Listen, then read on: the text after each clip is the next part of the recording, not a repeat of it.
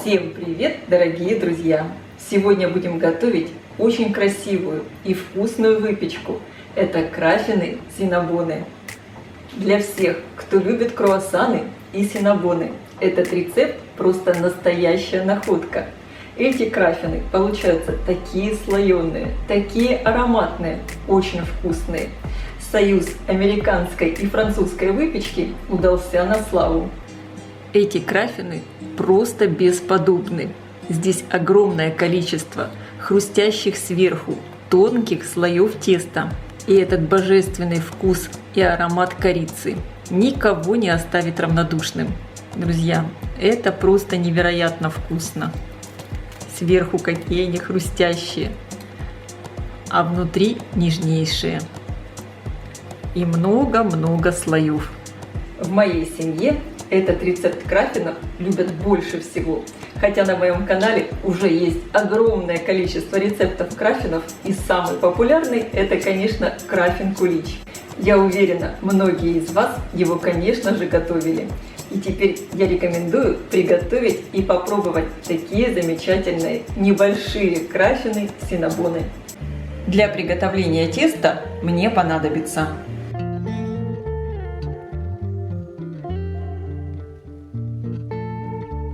в первую очередь в теплом молоке разведу дрожжи.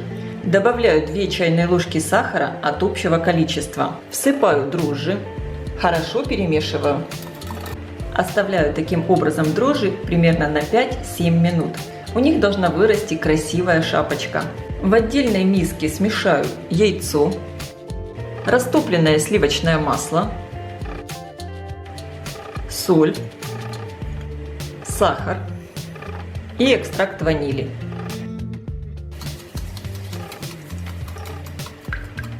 Просеиваю муку, но не всю, часть муки оставлю. Ее буду добавлять в конце постепенно.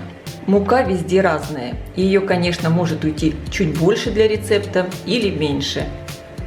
Посмотрите, какая на дрожжах выросла красивая шапочка. Делаю в муке углубление, выливаю сюда дрожжи. Добавляю масло с яйцом и сахаром.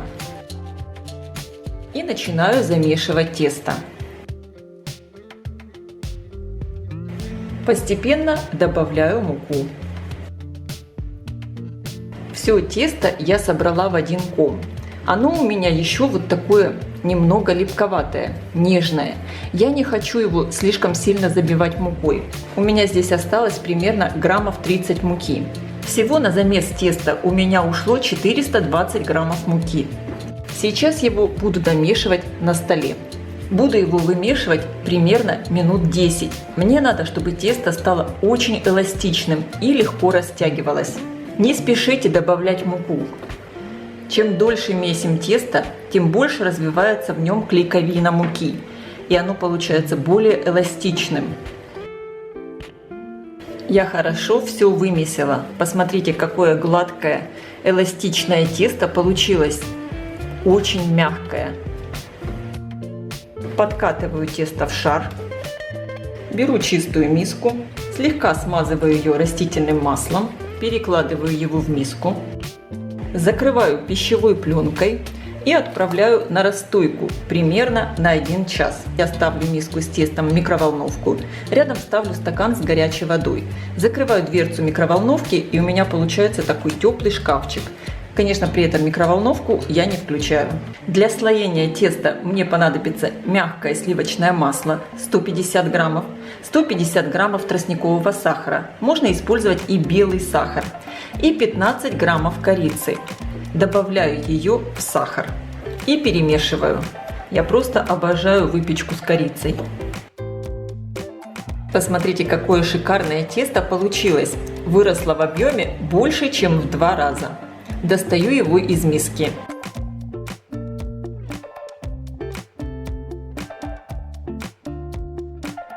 Разделю на 8 равных частей. Каждый кусочек получается примерно по 95 граммов. Подкатываю в шар. Перекладываю на слегка подпыленный мукой поднос.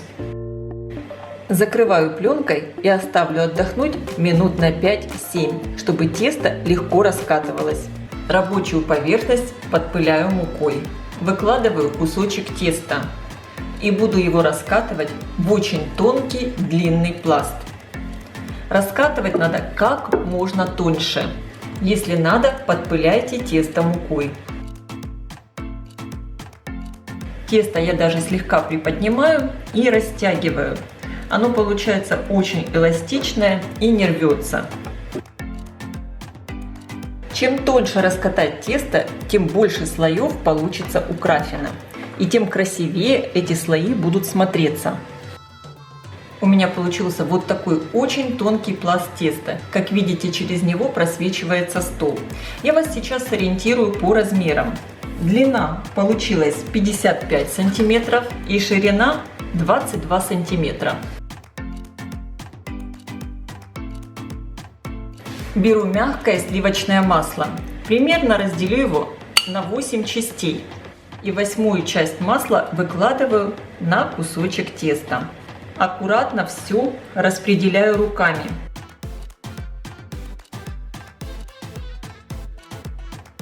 И сверху присыпаю все сахаром с корицей. Корицу с сахаром я также поделила на 8 частей. И теперь очень аккуратно начинаю сворачивать рулет. Поджимаю тесто плотно, как можно плотнее. У меня получился вот такой плотный рулетик. Сейчас я его даже немного прокатаю, слегка удлиню. Перекладываю его на подпыленный мукой поднос. Снова вас сориентирую. Длина рулетика у меня получилась 25 сантиметров. Закрываю пищевой пленкой. И точно таким же образом раскатываю следующие кусочки теста. У меня уже готовы первые 6 рулетиков. Сейчас из них я сформирую краффины, чтобы они стояли на расстойке и подходили. Краффины – это гибрид круассана и маффина, поэтому выпекать я их буду вот в такой форме для маффинов. Я ее ничем не смазываю, так как в тесте достаточно много масла. Беру рулетик, который я сформировала первым. Он уже даже немного подошел. Ножом разрезаю рулет посередине. Нож надо, чтобы был очень острый, чтобы когда вы разрезаете, не примялись слои теста. У меня получились вот такие 2 полоски. И сейчас формирую краффин. Вот так вот подворачиваем, делаем такой небольшой узелочек. И теперь по кругу я все сворачиваю таким образом, чтобы были видны все вот эти слои теста красивые. Хвостик под низ. И точно так же формирую следующий. Делаю вот такой красивый изгиб сверху и подворачиваю по кругу. И хвостик вниз. Перекладываю сформированные краффины в форму. Первую партию краффинов я оставляю на расстойке. Они должны хорошо заполнить всю форму. Для этого понадобится примерно 50-60 минут. Накрываю их сверху пищевой пленкой. Я сформировала последние 4 краффина и также выкладываю их в форму для маффинов. Тесто замечательно подошло, заполнило фактически всю форму. И сейчас краффины я отправляю выпекаться в хорошо разогретую до 210-220 градусов духовку примерно на 20 минут. Очень важно выпекать краффины при высокой температуре, как и любое слоеное тесто. Форму я ставлю на средний уровень, включен верх и низ духовки. Первую партию краффинов я достала из духовки. Вы только посмотрите, какие они получились красавчики. Сразу же отправляю выпекаться последние 4 краффина. Краффины хорошо подрумянились сверху, стали вот такие хрустящие. Достаю их из формы. Аккуратненько поддеваю лопаткой. Краффины, безусловно, получаются очень красивые. Здесь огромное количество слоев, как в настоящих круассанах. И, конечно, вот этот аромат корицы просто потрясающий, как в настоящих синнабонах. Обычно синнабоны сверху покрывают сырной сливочной глазурью. Я думаю, что для краффинов это перебор. Вполне достаточно будет слегка их присыпать сверху сахарной пудрой. Это так вкусно! Сверху такой хрустящий этот краффин. И такой аромат стоит дома. Вы представляете, вот эта выпечка с корицей, она такая домашняя, уютная. Я сейчас пробую.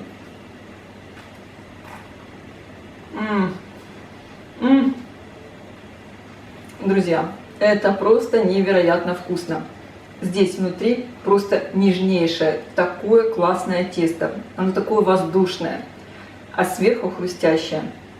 Я всем рекомендую. Приготовьте и попробуйте. Я уверена, вы влюбитесь в эти краффины синнабоны, как и вся моя семья. Я желаю всем приятного аппетита.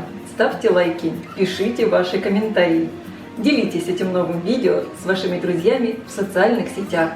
Подписывайтесь, кто еще не подписан, на мой канал Люда Изикук «Позитивная кухня». Всем пока!